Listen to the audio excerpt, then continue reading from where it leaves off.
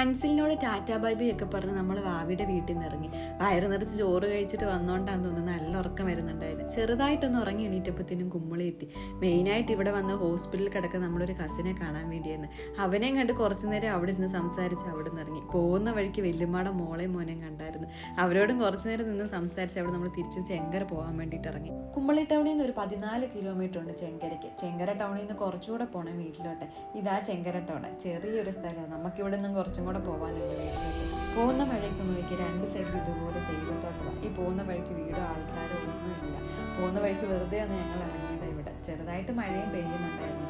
ഒരുപാട് തവണ ഇതിലൂടെ പോയിട്ടുണ്ടെങ്കിൽ ശരിക്കും മഴയത്ത് വരുമ്പോഴേ ഇവിടെയൊക്കെ കാണാൻ പറ്റും. പെട്ടെന്നങ്ങ് മഴ പെയ്ത് ഞങ്ങൾ ഓടി വണ്ടിയിൽ കയറി. വീട്ടിലോട്ട് കയറുന്ന വഴിയിൽ ചെറിയൊരു അമ്പലമൊക്കെ ഉണ്ട്.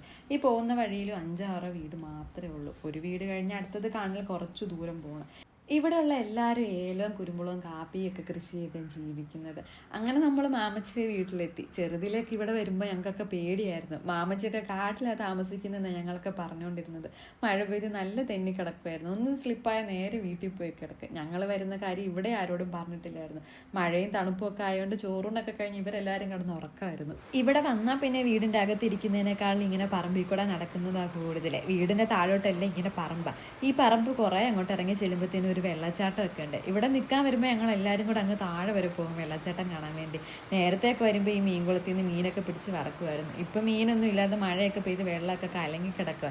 ഈ തപ്പിപ്പിടിച്ച് പഴുത്തോ നോക്കി പറിക്കുന്നത് പീനട്ട് ബട്ടറാണ്. കുറേ ഉണ്ടെങ്കിലും പഴുത്ത 2 എണ്ണേ കിട്ടിയിട്ടുള്ളൂ. ശരിക്കും ഇത് പീനട്ട് ബട്ടർ തന്നെയാണ്? നിങ്ങൾക്ക് ആർക്കെങ്കിലും അറിയാമെങ്കിൽ ഒന്ന് കമൻറ്റ് ചെയ്യണേ. ഇതെല്ലാം കണ്ട് നടക്കാനുള്ള നേരം നമുക്ക് ഇല്ലാത്തതുകൊണ്ട് മാമി കാപ്പിയിട്ട് വെച്ചേക്കുന്ന കുടിക്കാൻ അകത്തോട്ട് കയറിപ്പോയി. തിരിച്ച് വരുന്ന വഴിക്ക് നമ്മൾ കുട്ടിക്കാനത്ത് ഒന്നിറങ്ങിയായിരുന്നു. കുട്ടിക്കാനത്ത് നല്ല മഞ്ഞും തണുപ്പും ഒക്കെ ആയിരുന്നു.